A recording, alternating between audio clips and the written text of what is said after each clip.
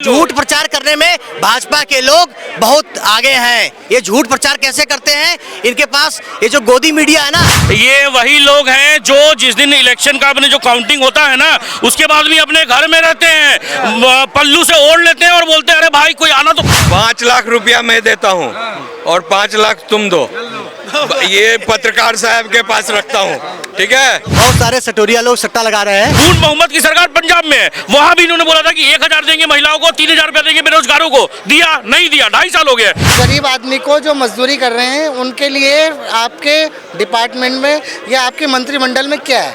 आपने नौकरी पेशा करने वालों पे जो 1 लाख की सैलरी सेंट्रल गवर्नमेंट की पा रहे हैं उन पे टैक्स फ्री करा है, हमारे पे तो नहीं है ना।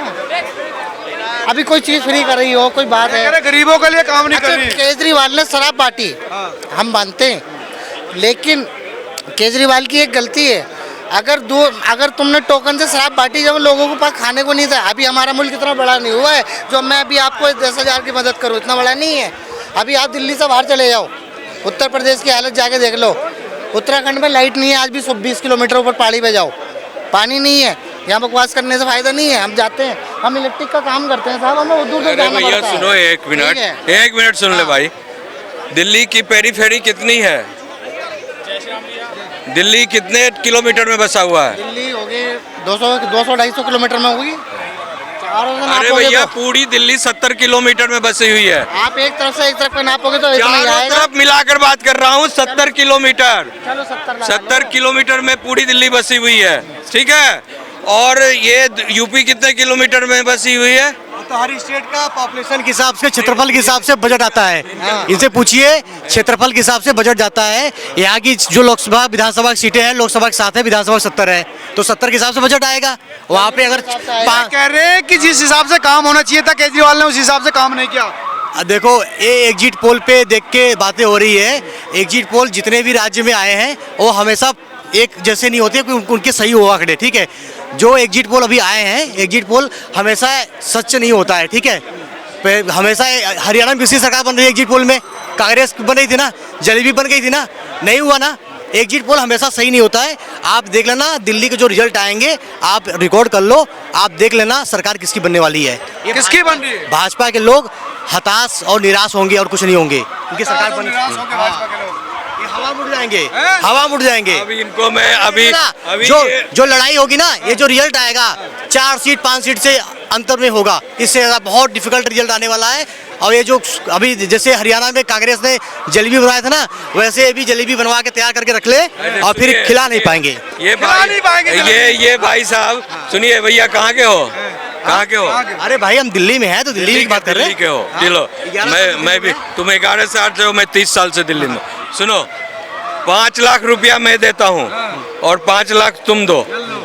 ये पत्रकार साहब के पास रखता हूँ, ठीक है। मेरे पास अभी है, चेक है, मैं देता हूँ। अरे बहुत सारे सटोरिया लोग सट्टा लगा रहे हैं। हम लोग सट्टा बहुत सारे सट्टा लगा रहे हैं। देखिए हम पर्सनल देखो, कोई सी बात करते हैं पर्सनली नहीं होता। आप अपना मुद्दा करें, मैं अपनी मुद्दा रख रहा ये कह रहे हैं बीजेपी की जलेबी ठंडी की ठंडी रहेगी, हवा में उड़ जाएगी। ये वही लोग हैं जो जिस दिन इलेक्शन का अपने जो काउंटिंग होता है ना, उसके बाद भी अपने घर में रहते हैं, पल्लू से ओढ़ लेते हैं और बोलते हैं अरे भाई कोई आना तो। समझे, ये वो लोग हैं। ये लोग कौन है जानते हैं? पल्लू में छुप जाओगे। देखो मुड़ गया, जब बाहर जाएंगे ना तो बालू में मुड़ी घुमा लेंगे। इनकी भाषा देखो, इनकी भाषा में मर्यादा रखना चाहिए आदमी, कोई भी आदमी हो। पर्सनली अटैक किसी को नहीं करना चाहिए।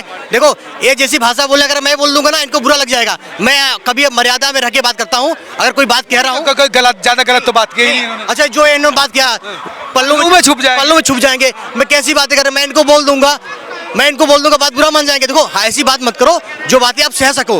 अगर मैं आपके सामने कोई बात कह रहा हूँ। एक बात बताइए, जो ये आम आदमी का बोल रहे हैं ना, चलिए ठीक है, मैं मान लेता हूँ आम आदमी की सरकार यहाँ पे बन जाए, ठीक है, चलिए मैं समझता हूँ। आप मेरे को 5 काम गिना दीजिए जो केजरीवाल जी ने यहाँ पे किए। 5 काम गिना दीजिए, बस 5 काम। आप देखो वही गिना दो। वायदे उन्होंने करे थे, अगर वही आप गिना दो वही बहुत है, नए काम तो छोड़ो। देखो जो बेसिक मुद्दा आदमी को होता है, सारी सरकारें आई और गई, बेसिक मुद्दा क्या होता है? जल्दी 5 गिना। बिजली पानी का मुद्दा था, वो खत्म कर दिया केजरीवाल जी ने, ठीक है। हो गया। एजुकेशन आप दूसरे स्टेट को उठा लो, लोग सरकारी स्कूल में कोई भी आदमी सरकारी नौकरी करता है, टीचर है, लेकिन अपने बच्चे को सरकारी स्कूल में नहीं पढ़ाता है। क्यों? उसको कॉन्फिडेंस नहीं है, वो अपना बच्चा सीबीएसई बोर्ड में या प्राइवेट स्कूल में पढ़ाता है। लेकिन केजरीवाल ने एक करके दिखाया है कि सरकारी स्कूल में उम्मीद जागी। मैं 5 चीज गिना रहा हूँ ना, आप देखो। एक तो बिजली का मुद्दा खत्म कर दिया, पानी वाला जो मुद्दा था वो खत्म कर दिया उन्होंने। इसके बाद उन्होंने शिक्षा और हॉस्पिटल, गवर्नमेंट हॉस्पिटल में ना कोई विश्वास नहीं रखता था। आप यूपी के किसी जिले के हॉस्पिटल में चले जाओ, कैंसर का इलाज दिखा दो मुझे, मैं आज मान जाऊंगा, आपकी बातों से सहमत हो जाऊंगा। आप किसी भी यूपी के किसी भी जिला हॉस्पिटल में बोले, मैं इनसे बोलूंगा कैंसर का इलाज करवा के दिखा दो। दिल्ली में, यूपी में कितने ऐसे हॉस्पिटल हैं जो कैंसर फ्री ट्रीटमेंट करते हैं। ये सारे मुद्दे, चार चीजें इनको गिना चुका हूँ, ठीक है। ये जो बेसिक मुद्दा होता है गरीब आदमी के लिए, वो चार चीजें गिना दिया। सर सुनिए, वही 4 चीज है। इन्होंने पहले क्या बोला कि बिजली कितने घाटे में है, जो पहले 3.5 रुपये यूनिट थी, अभी 8 रुपये यूनिट हो गई दिल्ली में। चलिए भूल जाइए उसको, चलिए ठीक है, चलिए बहुत विकास कर लिया। एजुकेशन लाइन में आ जाते हैं। जो शीला दीक्षित के टाइम में एजुकेशन पे क्लास 12 का जो रिजल्ट आता था 95% पासिंग परसेंट नहीं रहता था, वो घट के 70-75% आ गया। क्लास 10 में जो 80-85% रहता था 45% आ गया। क्या किया आपने भाई? डीटीसी बस 37,500 करोड़ के नुकसान में। सर कोई भी मुद्दा ले लीजिए, आज अगर जैसे दिल्ली में सबके घर से पानी और टोटी से पानी तो नहीं ला पाए, ये एक्सेप्ट कर रहे हैं। तो भाई अगर 12 साल में वो कुछ भी नहीं कर पा रहे, अभी पीछे से बोल रहे कि एलजी काम नहीं करने देता है, यही बोल रहे हैं ना। अरे सर आपकी पूर्ण बहुमत की सरकार पंजाब में है, एक सेकंड, पूर्ण बहुमत की सरकार पंजाब में है। वहां भी इन्होंने बोला था कि 1,000 देंगे महिलाओं को, 3,000 रुपया देंगे बेरोजगारों को, दिया नहीं दिया, 2.5 साल हो गए। और उसके बाद में जन लोकपाल बिल का जो मुद्दा आया था, आप उसी मुद्दे पे आए थे दिल्ली में। सर वो नहीं, यहाँ पे तो एलजी काम नहीं करने देता, पंजाब में पारित कर देते, वहां पे पूर्ण बहुमत की सरकार है, कुछ भी नहीं किया। देखो ये कह रहे ना, सरकारें जो बोलती हैं चुनाव में भाजपा के जितना भी राज्य में सरकार है, वो जो एजेंडा उनको कहते हैं, इनके दिल्ली में भाई कोई सा भी काम मुकम्मल नहीं किया। नहीं, बताइए कौन से काम। अरे सुनो, ये भाजपा के लोगों से पूछो कि इन्होंने केजरीवाल से कहो सारे काम छोड़ दे, पहले लोकपाल लेके आए, जो वो बोलता था रामलीला। जिन राज्यों में ये लोग बड़े बड़े मंचों से जाके वादा करते हैं, वो पूरा करते हैं।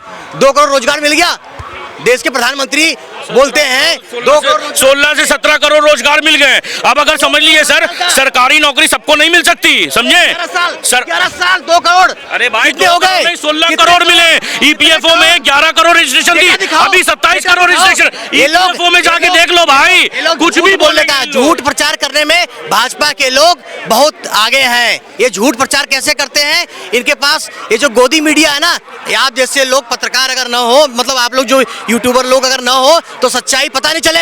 ये कुंभ करते थे, महाकुंभ करते थे, आज इसका गुणगान नहीं गा रहे हैं, क्योंकि इनकी जो सच्चाई थी वो उजागर हो जाएगी।